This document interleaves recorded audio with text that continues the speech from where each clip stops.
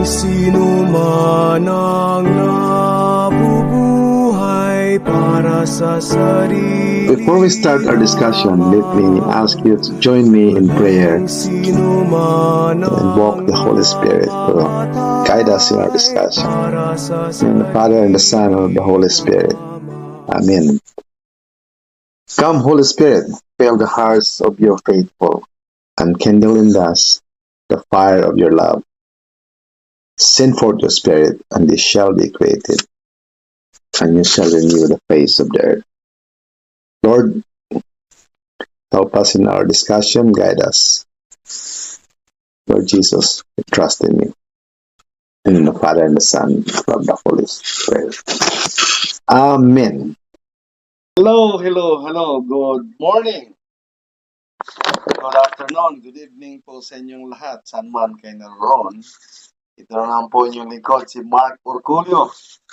Para po sa ating continuation ng ating discussion ng Journey on Catechism. Ang ating pong topic ngayon ay napaka-exciting at ito isa sa mga paborito kong topic. Medyo malalim. Malalim ngayon ang ating pag-uusapan kaya mahilig sa deeper discussion, cognitive exercise. Kaya nga, this one's for you.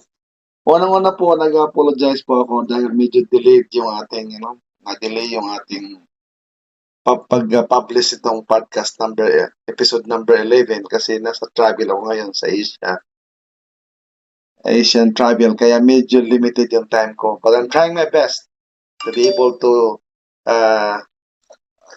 to deliver at least one episode a week. Ngayon, to help us in our discussion today, para sa continuation ng interpretation, correct interpretation Bible, meron akong terminology na dapat nating matutunan para maging correct ng ating interpretation din ng Bible. Itong dalawang terminology, ang una po is exegesis. Exegesis. Number 2 is eisegesis. So, exegesis and eisegesis. Itong dalawa po na to, ang ibig sabihin po ng unang po yung exegesis is objectively drawing meaning out of a text by analyzing its original context, grammar, and history, aiming for the author's intended message. Ito po yung original talaga ng intensyon ng message ng writer ng verse ng Bible, including the guidance of the Holy Spirit. Ang pangalawa po is eisegesis. Ito po ay subjectively reading one's own ideas or biases into a text, making it mean what the interpreter wants, often ignoring context to support preconceived point. Ito po, dito po nagkaroon ng misinterpretation kadalasan kasi yung sarili mong interpretation, meron kang sariling interpretation na wala talaga doon sa dapat na ibig sabihin ng author. So, yun yung eisegesis. Ngayon, tuloy na po tayo doon sa ating discussion. Okay. Today, atin pong i-discuss yung paragraph na sa Catechism, paragraph number 115 up to paragraph number 1119. Ang topic po na to is called the senses of the scripture. How you interpret the scripture using the senses. Okay? Kung interpreting the Bible through senses, ito po yung practice ng mga ancient Catholics, ng mga nung araw, based on 2 points. Yung number 1 is literal, and number 2 is spiritual. Maganda po itong kanilang interpretation nito. Kaya gusto ko nito topic na to. Doon sa literal, really what it means, you interpret based on what you read. Literally. Basically, kung ano yung binasa mo, yun din ang interpretation. Ang pangalawa yung spiritual. Under spiritual, tatlo po ang kategory. Number 1 is allegorical, moral, aka tropological. Number 3, anagogical, aka eschatological. Logical to, no? So, una po yung allegorical, meaning really, how the verse does relate to Jesus. How the verse related. Parang imagery tungkol kay Jesus. Number 2 is moral or tropological. The verse, how we live.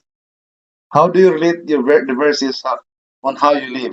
Okay? Kung paano mo pasamuhay yung verses na yon. Number 3 is anagogical or eschatological. How the passage point to the final judgment. In other words, kung sa future, kung anong application ng verse na yon. Ngayon, habang pinag-aralan ko itong topic na to, I happy to watch the video homily of Bishop Siscon during the translation sa Quiapo noong January 9. Pinili ko yung kanyang homily kasi I thought talagang he exemplified yung kung paano tayo dapat mag-interpret ng Bible based on the senses.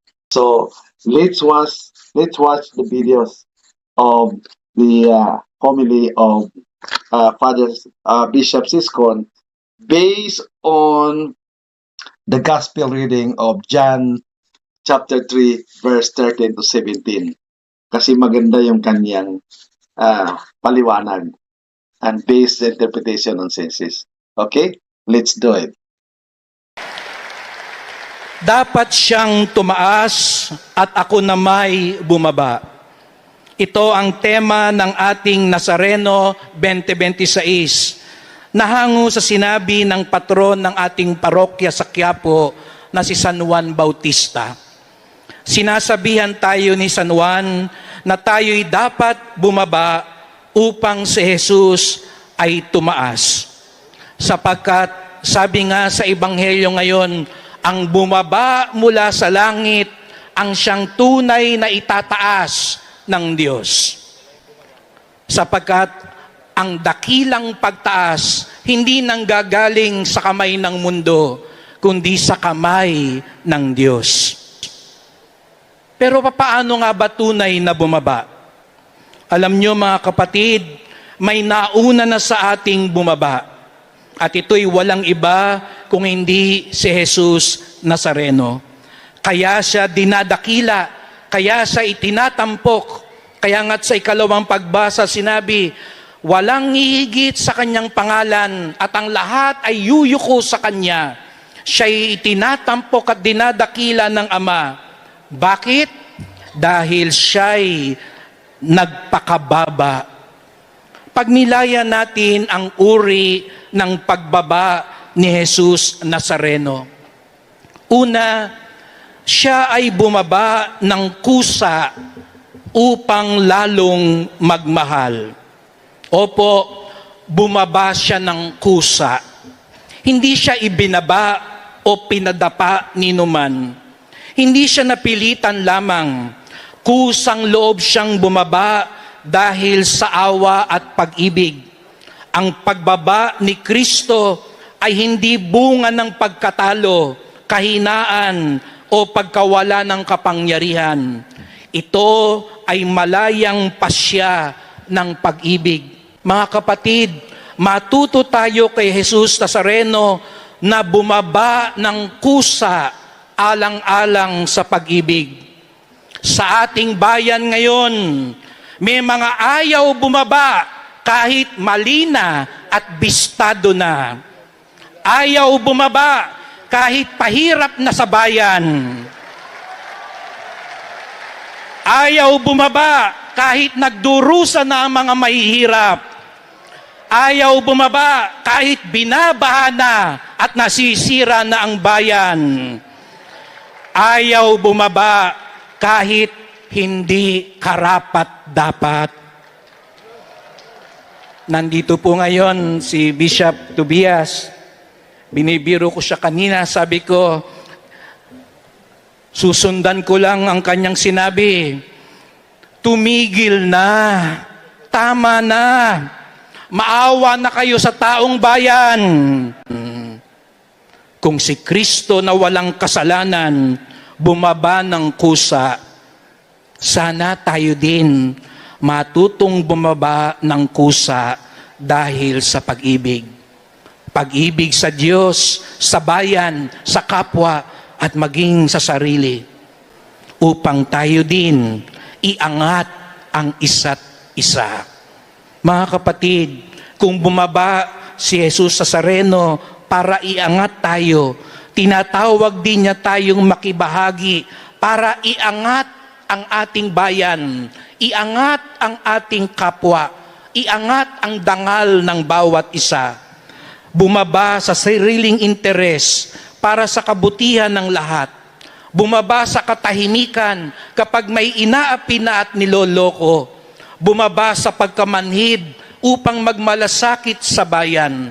Bumaba sa kasalanan para sa tunay na pagbabago. Okay?